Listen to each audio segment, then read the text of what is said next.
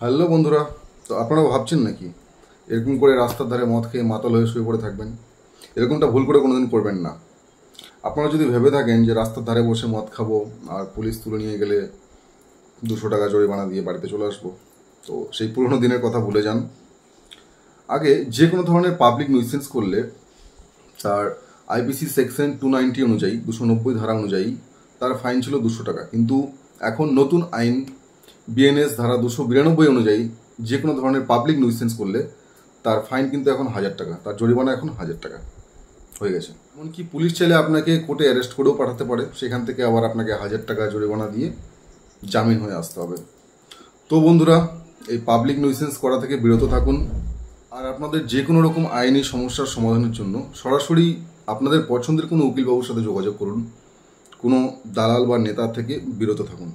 Okay, thanks for watching.